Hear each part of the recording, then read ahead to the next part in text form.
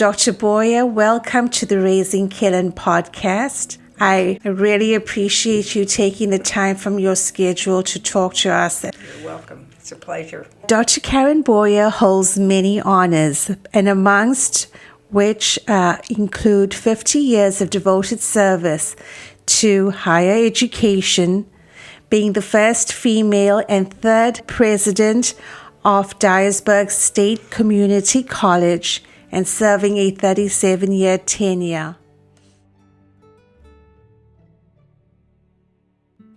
We will start off today's conversation by asking Dr. Bowyer, what were the early years like growing up in Quincy, Illinois?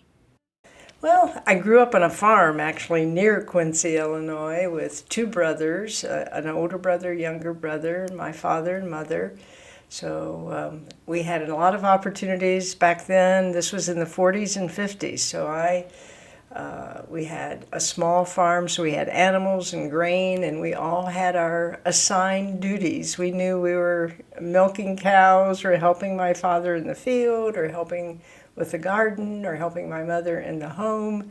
So it was a very busy time. We were very active, but I think the opportunity to grow up with two guys, my two brothers, made me realize, I could take care of just about anything they could take care of, and so I guess it gave me a lot of confidence. But I also had a strong mother who was really keen on all of us getting an education, and my father was supportive, but she was kind of the leader of the two in terms of education.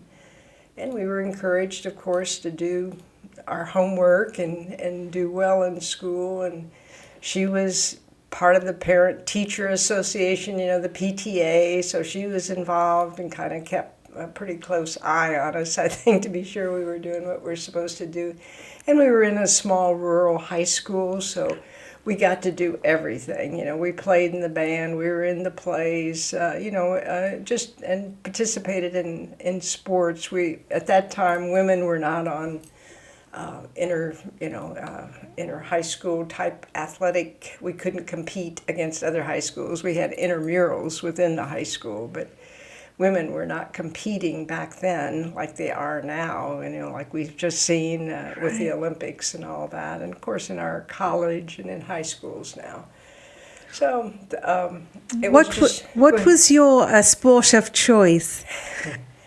Well, let's see. I love basketball. I think it was, so we played a lot of basketball. And later when I went to college, we played badminton. I loved to swim too. I mean, I wasn't an expert swimmer, but and we played softball and baseball. So I really enjoyed all of it. I think a lot of it was just the chance to get around people. We'd have to go to our little town and get together with our team, or else we were in high school, with a team. So all of that was great fun, and participated in as much of it as I could. Do you think the sportsmanship was some of the experiences that helped shape you as a leader, Dr. Bowyer? I think some of it. I had some of my really exemplary teachers. It was Mr. Taylor, who was a man who taught 7th and 8th graders, and he was just so reassuring and encouraging, and saying, "Oh, you're a great player." And in high school, the same thing. I mean, I was always encouraged, and I think other people were too. But we had some excellent teachers, even though it was a small school. Maybe we didn't have all the advanced subjects that we needed, like maybe calculus, but we did have the sciences. We had chemistry and physics and biology, and really good English teachers, and and we had Spanish as a foreign language. So, wow. When I went to college, I realized that some high school students had many more advanced courses, opportunities than I did, but I was able to catch up and compete with them too. So anyway. Dr. Bowyer, what fueled your passion for mathematics? Because that was your undergrad, your Bachelor of Arts was in mathematics, and I mean, I just thought that was fascinating. I loved math. I grew up well, we were sort of coming along when Sputnik happened in 1957, and of course that was toward the end, I guess, of my high school. But and I had good mathematics teachers. I had probably. I went to a small country one-room schoolhouse at first, and that was the first 3 grades. But after that, the teachers and those teachers were fine too. But we just had a lot of good people in mathematics, which was great. So, and particularly that man, Mr. Taylor, he was really keen on mathematics, and again, very encouraging and just saying, "Oh, you're such a good student," and on and on. So it's nice to be encouraged like that. But when Sputnik happened, it was kind of a wave across this country. We need to compete with the Russians, and we need to know more math and science. So when I went to Knox College for my undergraduate work, I thought about physics and math.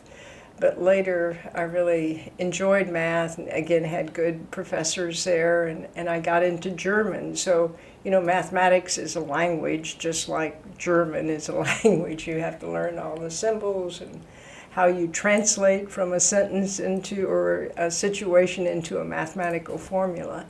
So I just was successful with that and enjoyed it. Now that I look back, I enjoyed things like political science too, and international studies, and I hadn't had much work in the humanities when I went to high school, but we got into Greek literature and all the all the art courses and things that I'd never had a chance. So I enjoyed those, and to this day, one of the first things I visit in a city is probably an art museum if I can, to see all the art. So I enjoy that. And I'm not much of an artist myself, but I enjoy what other people do. You appreciate it. Yeah.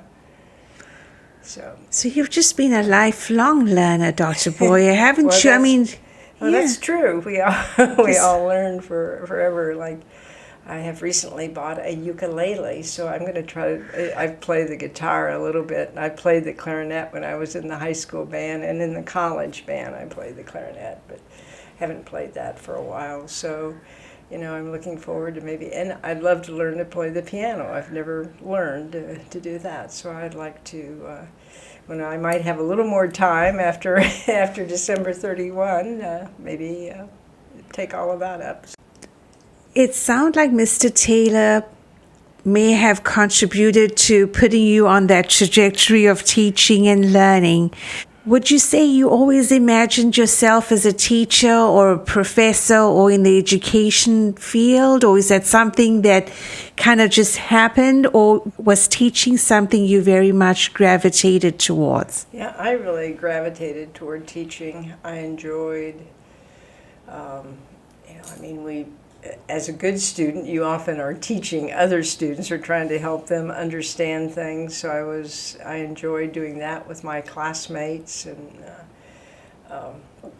I think it's always. And I had my uncle and my aunt were both teachers, and a lot of people, back in the, I guess, 40s, 50s, they didn't have to spend a lot of time in college to become maybe an elementary school teacher. And I know my aunt did that for a short amount of time. So I think maybe I had a few role models in the family. Most of the family, though, were farmers, or later one or two became engineers, civil engineers, that kind of thing. But mainly I was around people who were farming and raising grain and animals, and kind of a almost self-sufficient farms where you grew all your own food, and you took care of all of that, did all the work. Dr. Bowyer, after you obtained your Bachelor of Arts in Mathematics in Knox College in 1963, you went on to Rutgers. Mm-hmm. And what was that change like from Knox College to New Jersey? Yeah, I was, Knox is in the middle of Illinois, the middle of the Midwest, and from Knox I went to the Chicago area to teach. I taught for 3 years north of Chicago in Libertyville, Illinois.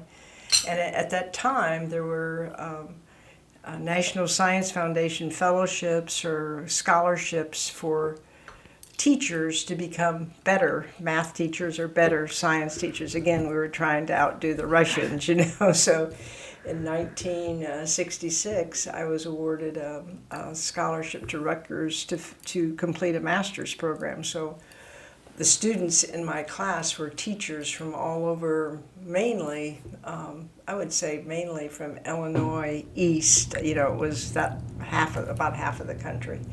But that was fascinating to be in New Jersey, and we were about 50 minutes from New York City, so we spent a lot of time in New York City on weekends. But, we all worked hard, and we all earned our master's degrees.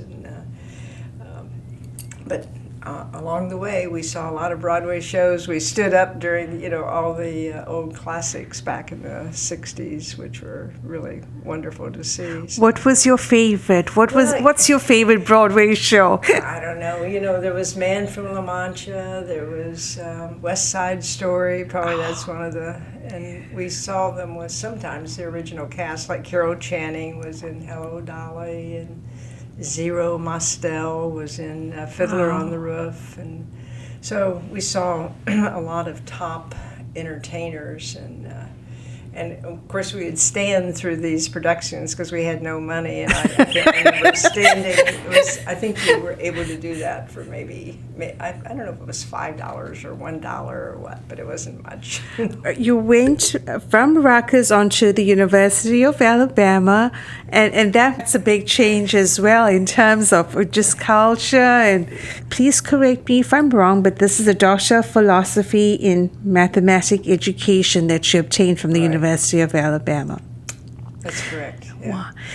But I went from Rutgers. I spent 3 years in Cali, Colombia, in South America. So I went from the East Coast to South America, and then I came back to Alabama. So, and it was I was teaching in an international, but an American school mainly, and we had maybe 40% of our students were American citizens from North America. So the idea was that the schools would be accredited by our associations in North America and the United States.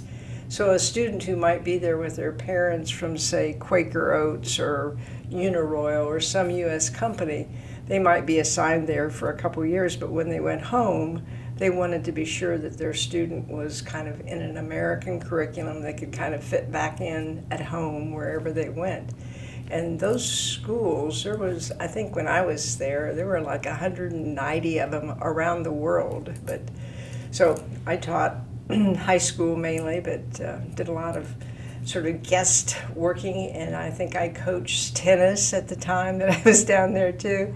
Wow. But the University of Alabama had a contract with the U.S. State Department, and all of our teachers, all of us, had to stay up to date and take so many graduate hours every year or so in order to stay certified and for the school to be accredited.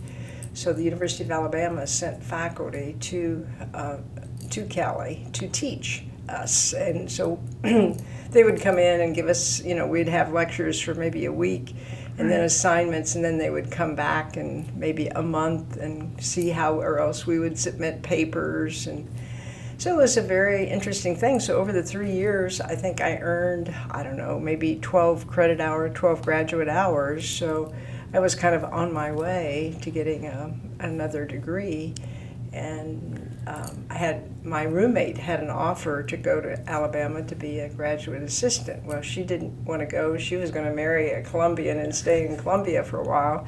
So I got the assistantship. So I went to Tuscaloosa and spent, a year. And of course, my graduate work counted that I did in Columbia and finished it up. So that was. You're right. It was I think I understood sometimes the Colombians better than I understood the people from Alabama. There are a lot of different accents, and wow. I mean, we have them all over the South, but it was interesting. What is your favorite Columbian Adventure? Wow, we probably on the Amazon River. Probably I guess there were 4 or 5 of us teachers over a spring break, just rented a boat and a guide, and we went upriver and lived with, the people along the way. So we'd string up hammocks in their homes, and the homes were very primitive, really. So it was just fascinating to see some of the animals, see how those people lived, and so we had quite a time. It's amazing. We lived to tell about it, but we were swimming in the Amazon, and they assured us the piranha wouldn't attack us if we were not bleeding or whatever. So that was a pretty big adventure, but I was able to travel to every country in Latin America, and we did a lot of bus travel, just on the regular, we called them kind of almost like, it was just the regular buses that all the ordinary people who had usually not much money. I mean, the bus rides were maybe a quarter, and sometimes... I think you would have to understand what bus travel is like in a third world country, because it is not air conditioned or luxurious. I mean, you're right up against the next person on almost a metal bench with little to no padding. Right. Sometimes they would pull the seat out away from the window, so the person by the window was kind of sitting in a frame almost, and sometimes your seatmate would be carrying an animal. Usually it was a chicken, and so that was always interesting to watch. So it was that we had lots of adventures, and we were there just as the Peace Corps was coming into Colombia, and Peace Corps really started about 62, 63 in this country, and young people like my age spread all over the world to work for a couple years. This is something I used to get asked a lot in the past, but I would like to ask you this question. Did you ever feel unsafe as a female traveling by yourself in a foreign country or internationally? Yeah. We never did, and I probably never traveled by myself. I mean, I was usually with a friend, and one of my friends that I taught with, Johnny Ruth Aldridge, was probably about 6 feet tall, or maybe taller. And of course, the Colombians back then were, they were very short, so she was intimidating for sure. So we never, I never really did. I think with one of the Indian tribes that we were with along the Amazon, they were pretty primitive, so we weren't sure exactly how they would behave, but we were in and out and no problems with them. So wow, yeah, what amazing adventures! Dr. Bowyer, I will let you take the reins and tell us what happens next from Alabama. Yeah, from Alabama, I actually got married, and I married a professor in Alabama who actually I had met in Columbia, but he was one of the ones that came down to teach. So I ended up marrying my professor. It was after I got all my grades. There was no change there, but so we moved to Memphis, Tennessee. He had a job, and I didn't have a job. And I'd worked in Illinois, and I'd worked in Columbia, so it was kind of different to go and see what I could do. And because we'd worked with the schools, the Memphis City schools were tied into one of these schools in Guatemala, but they were very tuned in to international education back then. So this is 1972, a long time ago. So I ended up with a full-time one-semester appointment at the University of Memphis, or back then it was Memphis State University, and I taught mathematics for a semester. Somebody had resigned at the last minute, and they just made a temporary appointment. So during that semester I taught at Memphis State, the community college opened in Memphis. So I applied, and I started teaching mathematics as an adjunct faculty member in January of '73. And it was a brand new community college. So, again, I'd encourage people. I think I volunteered for everything. I mean, there was a small core of us, and we got a chance to, write the curriculum and develop courses and, just really explore things. And it was exciting. And the same thing happened to me from Rutgers to go to South America. There was a lot of freedom to choose how you taught and what you used for teaching, and things were not so prescribed. So it was, it was a chance to develop some, I guess, leadership skills, and also to experiment and see what worked, and to realize that sometimes you're not always right, but at least you keep trying to do better, each time. So after that spring of an adjunct teaching, I started as a full-time teacher in the fall, and then I became the department head, and then And this is all in mathematics that's now, all right? in mathematics, yeah. Okay. And then I taught from '74, and I had a chance for another National Science Foundation small summer grant at Indiana University, and so I got engaged in that too. And again, I think a lot of times it's being open to trying things, and if you get an opportunity, take it if it seems like it's going to help you and your students or your college, whatever it is, wherever you're working. So I did that for at least a month or more, and so that was terrific. And then came back and taught for about 3-4 years, and then the academic officer's job opened up. And there were a lot of us that are about the same age that were all heads of departments. Like one of my friends was head of sciences, another head of of history and humanities. And these were all guys, and I was the only woman that was the head of a department. So when it came time, people said, well, you need to apply for this job. I mean, I never thought I was ready to be an academic officer for a community college, And so with a lot of urging, I did apply, and I ended up getting the job.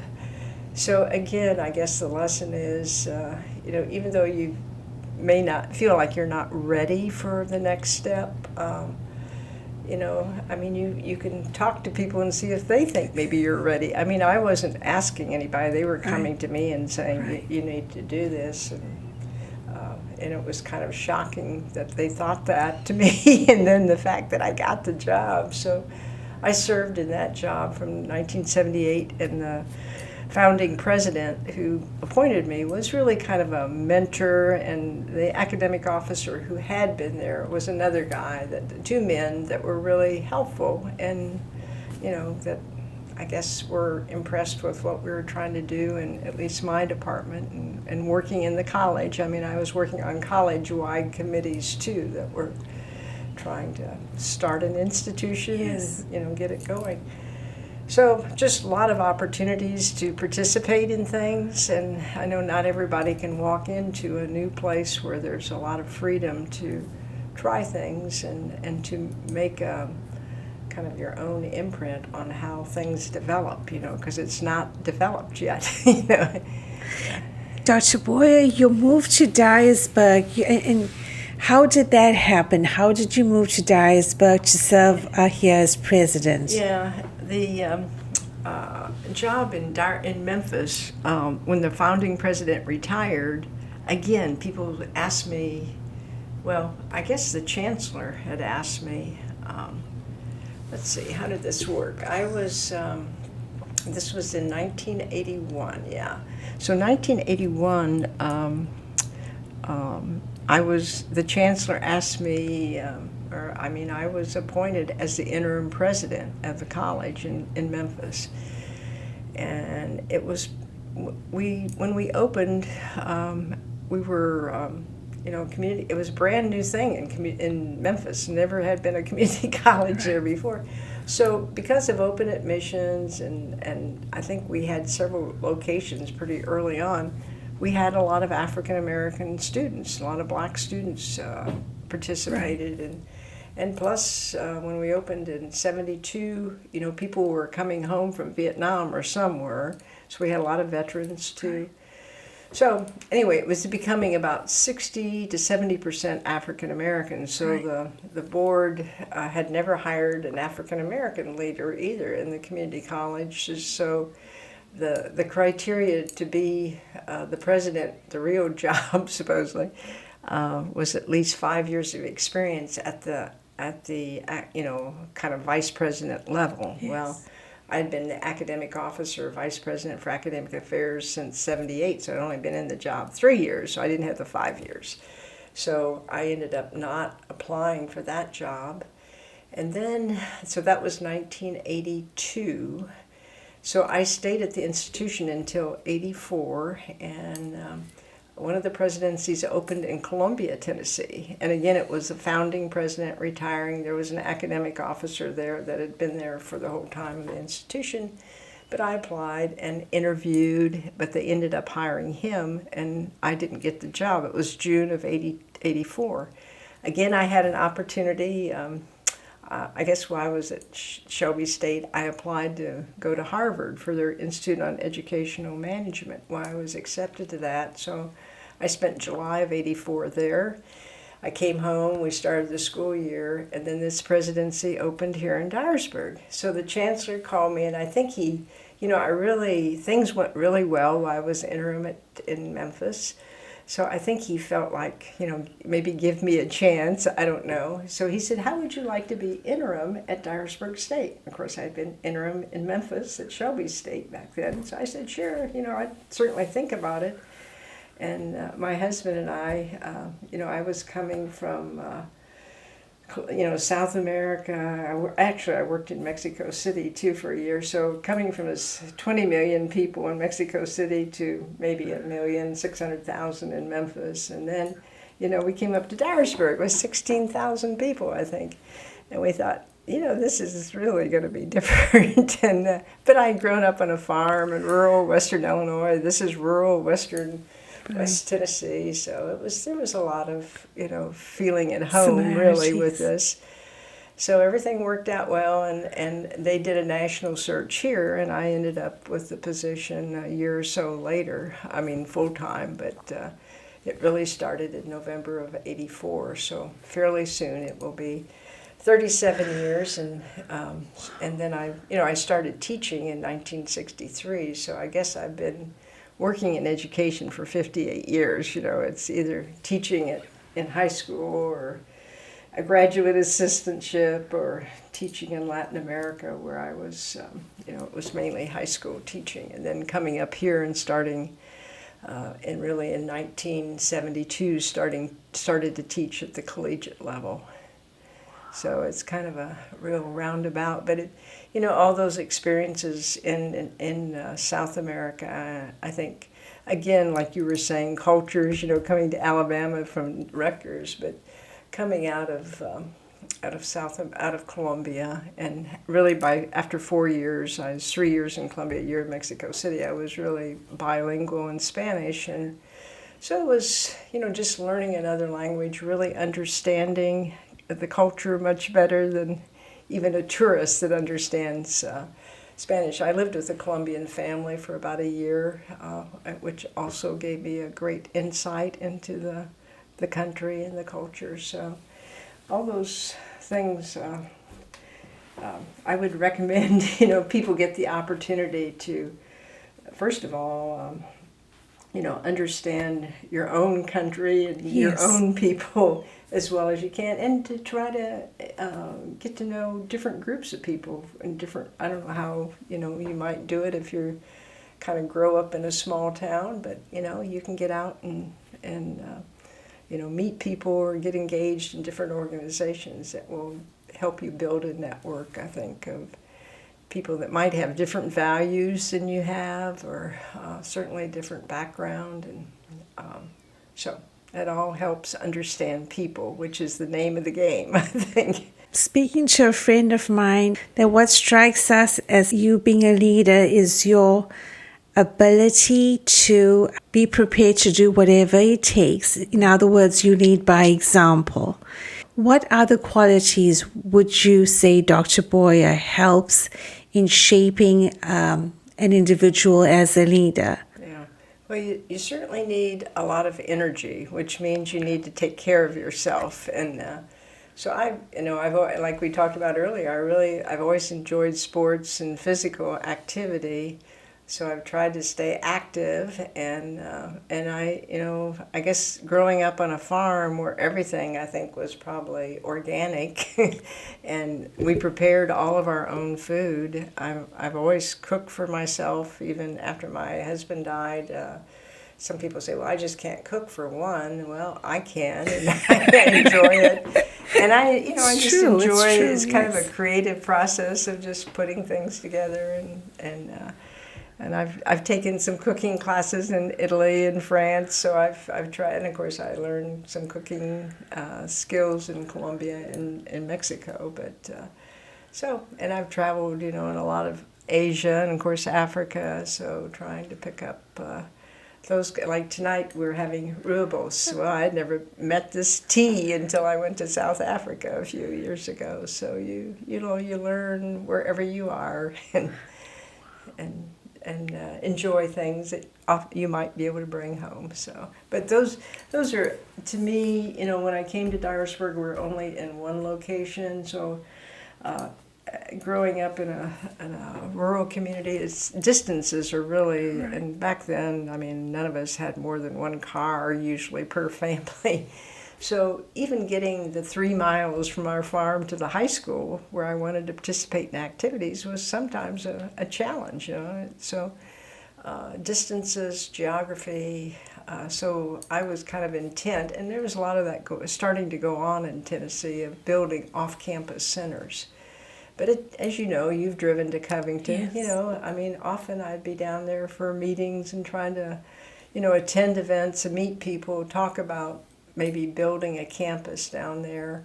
So it just takes a lot of time and energy, and you're working day and night and sometimes weekends. And so it takes a lot of devotion to the job, and it's, so I think just keeping yourself physically well, and I think this balance, spiritual, physical, all of that's important. So A balance to prevent the burnout. That's it. that's it. Balancing That's for sure. Yeah. innovation as far as education in the area of Northwest Tennessee. Where do you see things moving in the future? How do you see the education evolving? Right now, there's a lot of interest in STEM, I think, the science, technology, engineering, and mathematics. And so, but there are a lot of opportunities. When we went through the Great Recession from 2008 or 9, through in our area, I think it lasted for sure until 11 or 12. A lot of manufacturing plants closed, and I think people looked around, and the people that were still working were teachers, a lot of people in education, people in healthcare, and some major companies. So I think the whole the needs where we can kind of grow our communities, because our expectation is to be pretty steady state in these counties, and we really need to somehow attract people and keep our young people here. So to help them get skills that will prepare them for jobs that are available locally, I think is important. And I know at the college we're doing more and more in healthcare. Nursing is a big one, but emergency medical technology and paramedics, and the other thing that is happening, so many students are not taking advantage of all the opportunities right after high school. There's a Tennessee Promise scholarship, but in this county, only 68% of our students are going on to something post-secondary, maybe the Tennessee College of Applied Technology in New Bern, or the Community College, Dyersburg State, or to the university at UT Martin. So, it's really disappointing that students are passing that up, and if they would become an EMT, our fire departments need them, the police departments need them, companies hire EMTs. It's kind of the first step on the ladder of emergency medicine, but they can work their way up and to become a paramedic. And if they're a paramedic, if they want to become a nurse, we have that fast-track program from paramedic to RN. So, and then the same thing in education. There's a huge need for early childhood education and for child care, period, and for people to be well prepared to take care of children. So that's, unfortunately, it's not well paid. That's something, as a country, we really need to do something about. And then we do have a good, solid manufacturing base now, and so many of them are becoming more and more technical, more automated, so robotics and programmable logic controllers, and really having a good understanding of electrical systems, mechanical systems, and all of those sorts of things are very accessible to people. And we're trying to do more in high school. Students still, like me, still have trouble once high school's over, is getting from some rural location from their home to the college. And they may not have good broadband either, so they can't take an online course very easily. So trying to do as much as possible while they're in high school. They still have a bus that picks them up every morning, brings them home. So we started certified nursing assistant programs in 8 high schools last year, and if the high school already had it, we had a grant that helped them update their equipment. We paid for the instructor that they would use. We paid for the student to have the uniforms they needed because they needed clinical experience like in a nursing home, and they needed to take certifying licensing exams at the state, which cost $100 or more each. So we paid for all of that through the grant. And I think we produced maybe 55 or so CNAs our first try, which was during the pandemic year. So it was not an easy year to try to get all that started. But our idea is to put more post-secondary kind of preparation courses in high schools, so students might get a credential, like as a certified nursing assistant or as an EMT, or maybe they might be a certified production technician for manufacturing, or they might become get an A+ kind of rating with not Cisco, but like CompTIA or Microsoft, some of the IT certifications. They might be able to earn that while they're in high school. So they could go to work and maybe earn enough for their own transportation, and then hopefully the employer and would encourage them to keep getting better skills. And so a lot of employers help students come back to school and keep learning, keep getting more and more credentials. And I think Walmart, I believe, is offering scholarships now, and so it's You got to take the opportunity. yeah.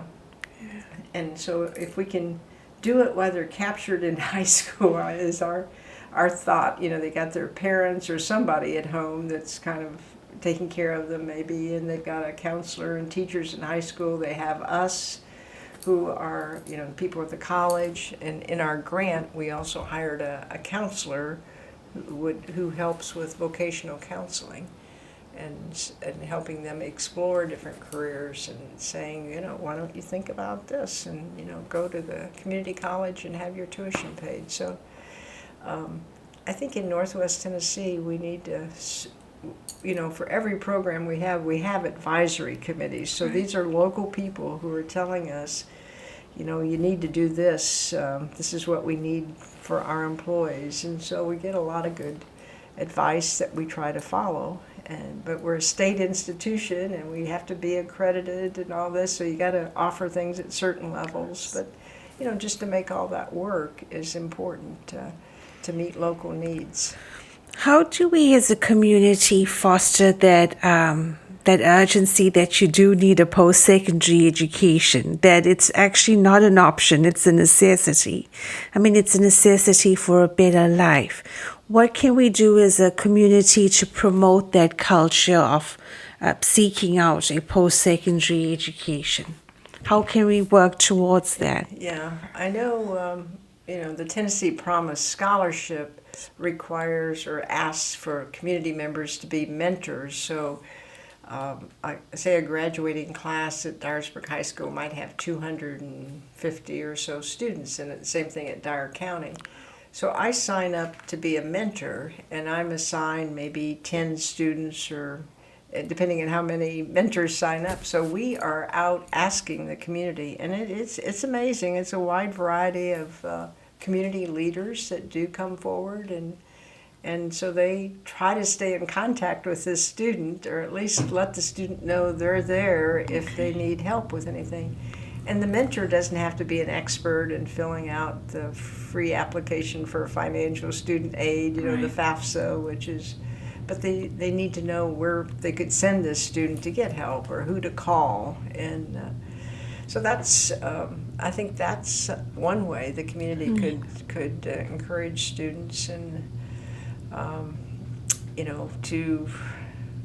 I think also to be sure that we have strong Boy Scouts, Girl Scouts, and volunteer to help with all of those kinds of things. We don't have a Boys and Girls Club yet in Dyersburg, but that would be a great thing to have to help encourage young people. And so I think there's a lot of opportunities to volunteer, and of course our public library tries to get a lot of students, kids in and help them. So again, they need volunteers, I'm sure.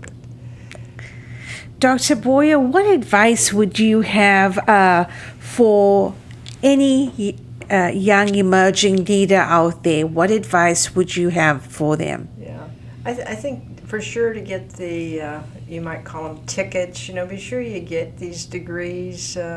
If you are going to be competitive maybe for a top executive job, be sure that you earn a doctorate, really, if you want to stay in education, depending on what field you're in, whatever the terminal degree is.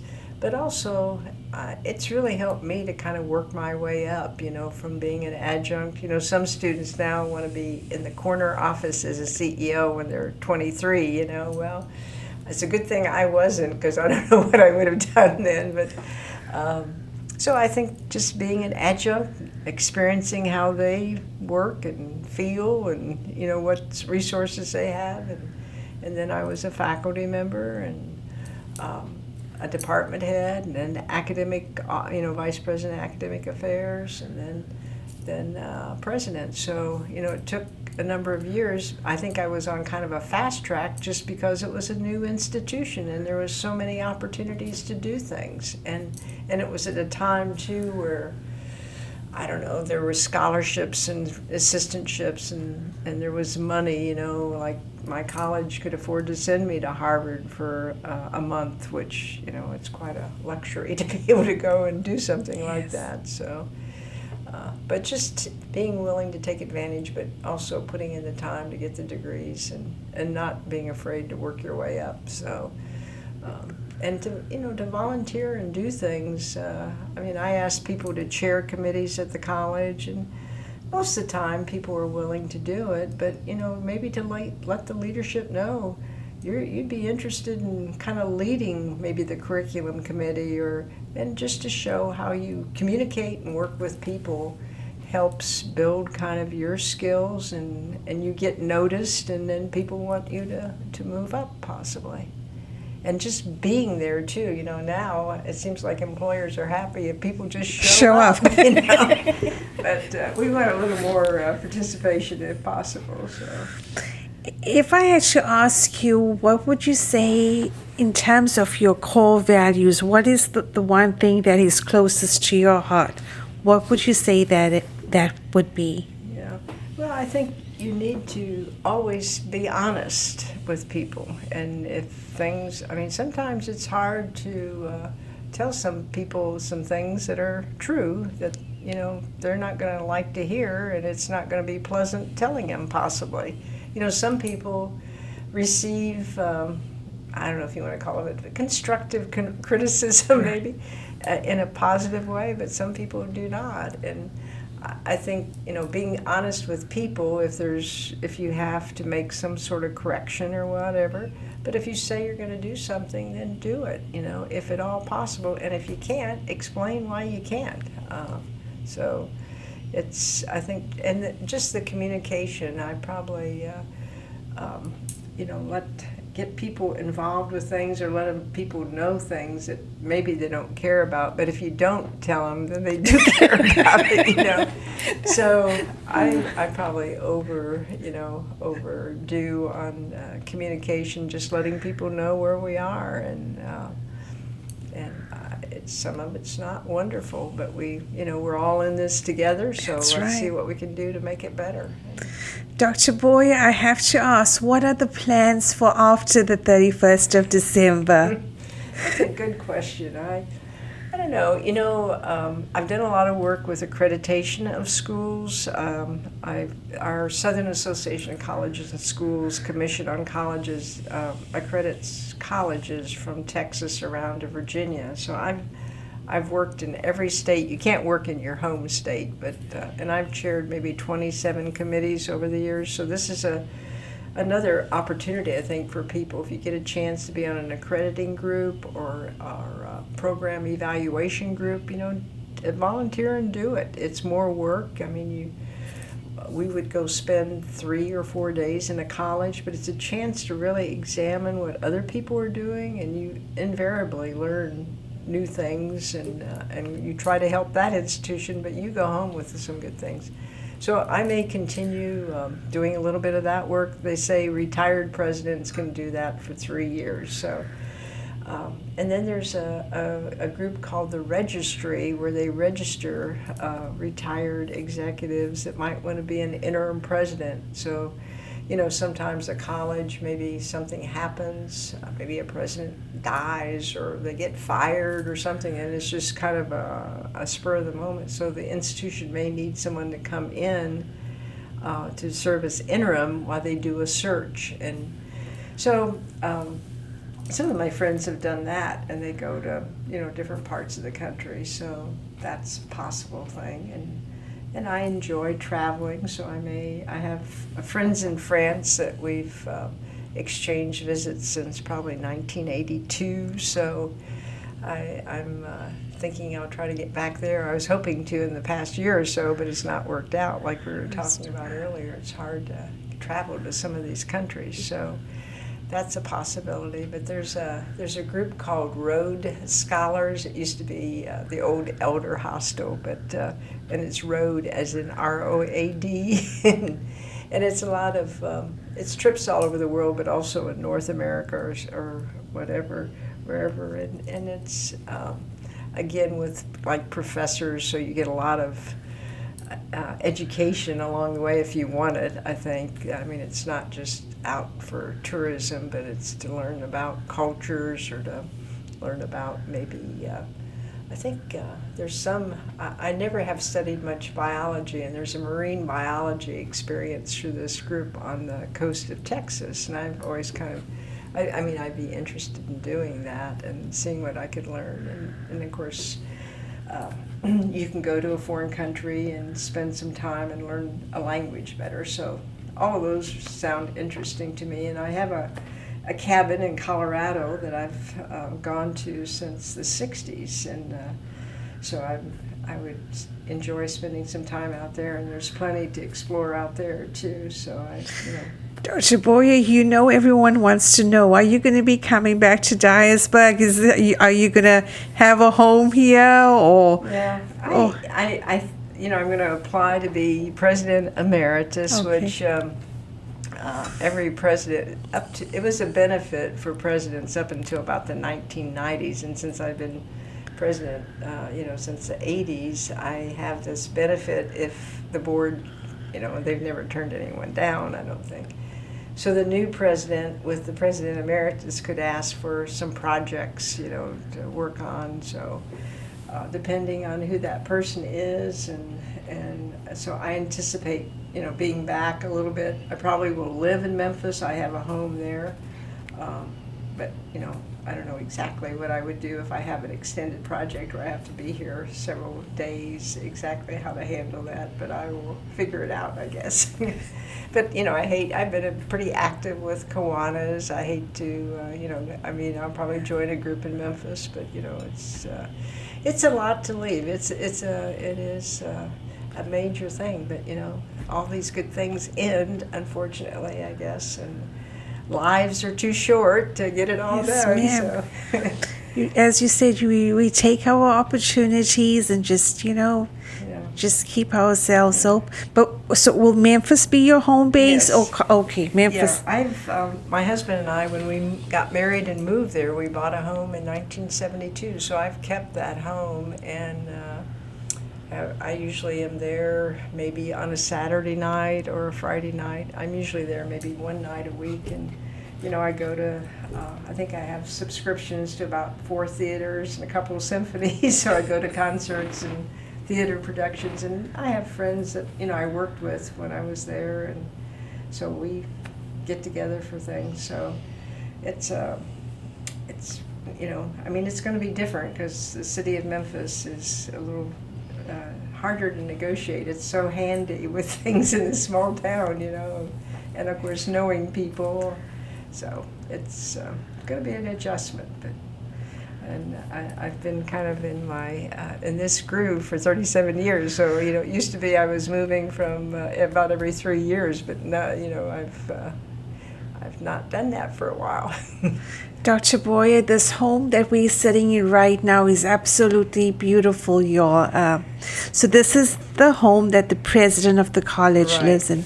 Yeah. And it's been your home for the last 37 years. Wow. So this is where I've lived the longest in my whole life. I haven't lived anywhere else for 37. When I was growing up, I think I left home, to go to college when I was about 17. So I only spent 17 years there.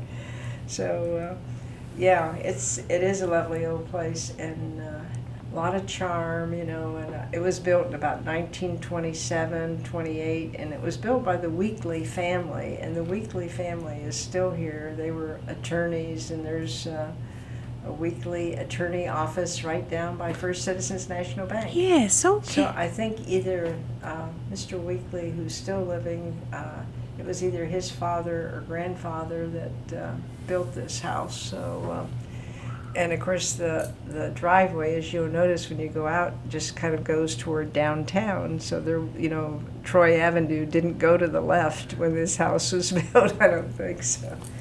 So it's and the college has does a lot of work to keep it up in good shape. So it's well maintained, I think, and the equipment, everything works well. So we're fortunate to have good technicians, people at the college that can keep old air. Well, it's not an old air conditioning system. It's already been done, but the plumbing is from a long time ago. So.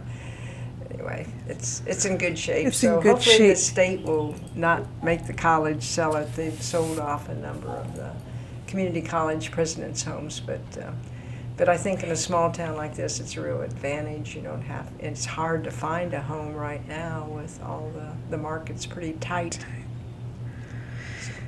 Dr. Bowyer, reflecting back, what would you say to Karen that was 16 years old living in Quincy, Illinois? What would you say to your 16-year-old self? Yeah, well, number one, get a good education, Yes. and work hard at that, and of course, like I said, growing up, we worked hard on the farm, so work hard in your jobs. I mean, it's not none of the jobs I've ever had have been like an 8 to 4:30 job. They're usually pretty demanding, so that's why you need all the good strength and energy you can muster, and not only physical but probably mental and spiritual strength too. So it can get to be challenging. But I can't thank you enough for spending this last hour with me. It's been invaluable. Thank you for sharing your experiences as well as your knowledge. And Dr. Bowyer, the best of luck moving forward. Well, thank you very much. I've enjoyed it, and I've enjoyed our friendship over the last few years. So thank you very much. Well, guys, thank you so much for listening. And until we see you all the next time, remember to always get to the top of your mountain. This is Marsh Naidu signing off.